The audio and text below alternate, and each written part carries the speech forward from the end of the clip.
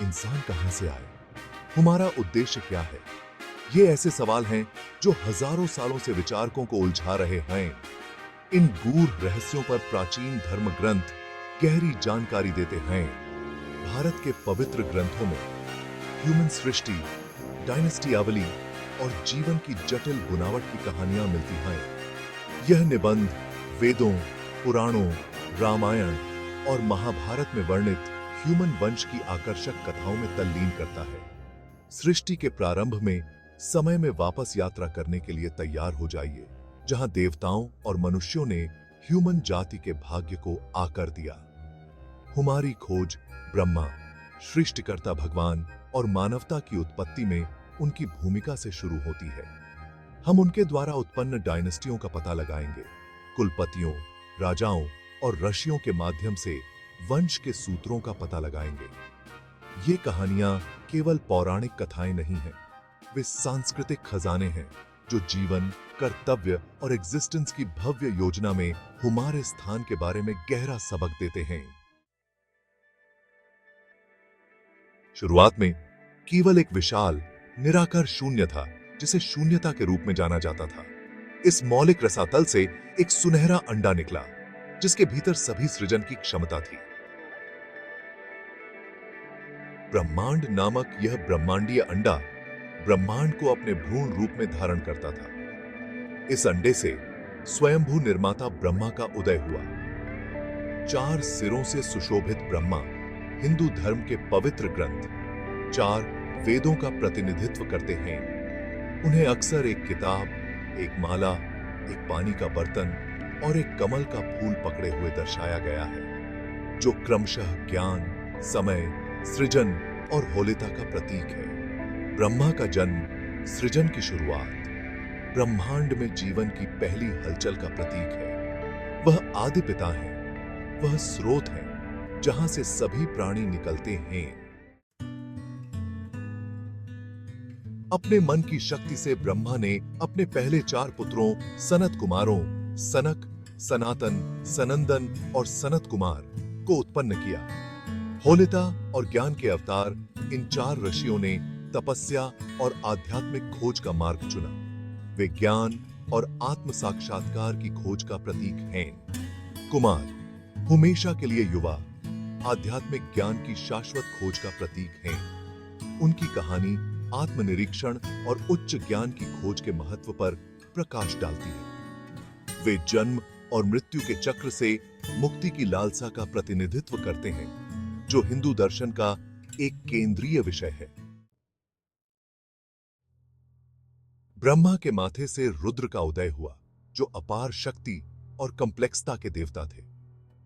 रुद्र, जिन्हें शिव के नाम से भी जाना जाता है, सृजन और विनाश दोनों का प्रतीक हैं, जो ब्रह्मांड की चक्रीय प्रकृति का प्रतिनिधित्व करते हैं। उन्हें अक्सर एक योगी के रूप में चित्रित किया जाता है, जो ध्यान में गहरे सांपों और एक अर्धचंद्र से सजे होते हैं। रुद्र की भूमिका बहुआयामी है।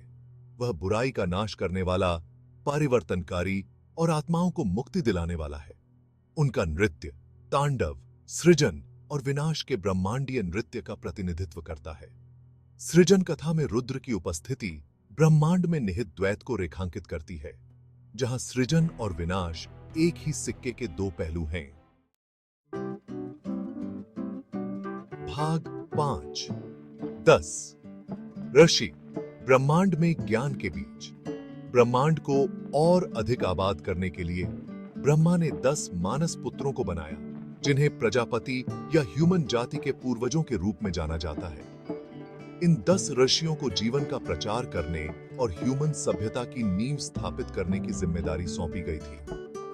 प्रत्येक प्रजापति में अद्वितीय गुण थे और उन्होंने दुनिया को आकार देने में एक अलग भूमिका निभाई। इन 10 ऋषियों को पवित्र वेदों को सौंपा गया था, जो सभी ज्ञान का स्रोत हैं। वे पहले शिक्षक बने, ज्ञान का संचार किया और मानवता को धार्मिकता की ओर निर्देशित किया।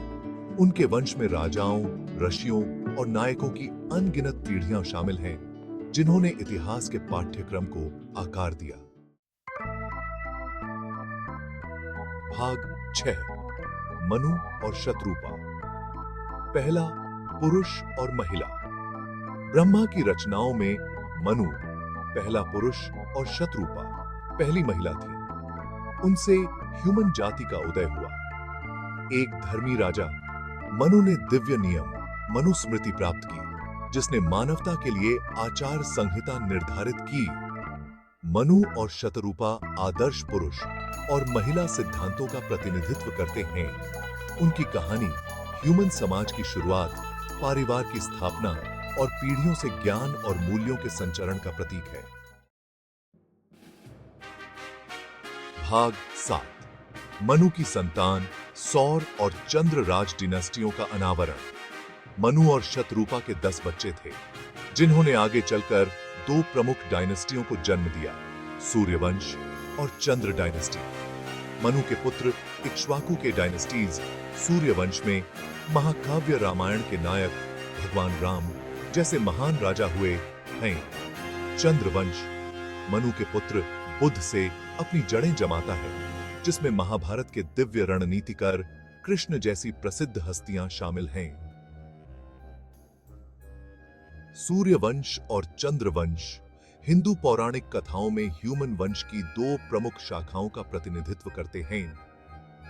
ये राजवंश केवल ऐतिहासिक अभिलेख नहीं है, बल्कि उन गुणों और मूल्यों का प्रतीक हैं जिन्होंने प्राचीन भारतीय समाज को आकार दिया। भाग 8। कर्दम और देवहूति, भक्ति और ज्ञान का डायनेस्टी। एक प्रसिद्ध ऋषि कर्दम और मनु की पुत्री देवहूति की कहानी भक्ति और आध्यात्मिक ज्ञान के मार्ग को दर्शाती है। उनके पुत्र कपिल विष्णु के अवतार और सांख्य दर्शन के प्रकांड शिक्षक के रूप में प्रतिष्ठित हैं। कर्दम और देवहूति का वंश आध्यात्मिक खोज और गुरु से शिष्य तक ज्ञान के संचरण के महत्व पर प्रकाश डालता है। उनकी कहानी इस बात पर जोर देती है कि सच्चा ज्ञान स्वयं और ब्रह्मांड की प्रकृति को समझने में निहित है। भाग 9। जीवन की टेपेस्ट्री, सृजन के आपस में जुड़े धागे। हिंदू धर्म ग्रंथों में वर्णित वंश अलग थलग धागे नहीं हैं, बल्कि जीवन के एक भव्य ताने बाने में बारीकी से बुने गए हैं। विभिन्न कुलों के बीच विवाह, असाधारण व्यक्तियों का जन्म और कर्म और धर्म की परस्पर क्रिया एक जटिल और आकर्षक कथा का निर्माण करती है। ये परस्पर जुड़ी कहानियां समय की चक्रीय प्रकृति, कर्म के नियम और प्रेम, त्याग और कर्तव्य की स्थायी शक्ति पर प्रकाश डालती हैं।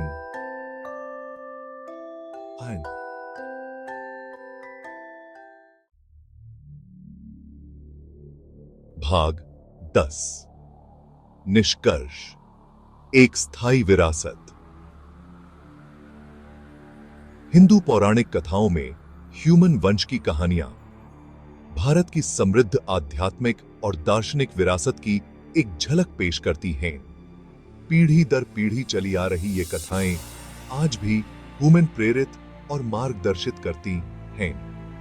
वे ह्यूमन परमात्मा से हमारे संबंध, एक धार्मिक जीवन जीने के महत्व और विश्वास और भक्ति की स्थायी शक्ति की याद दिलाते हैं।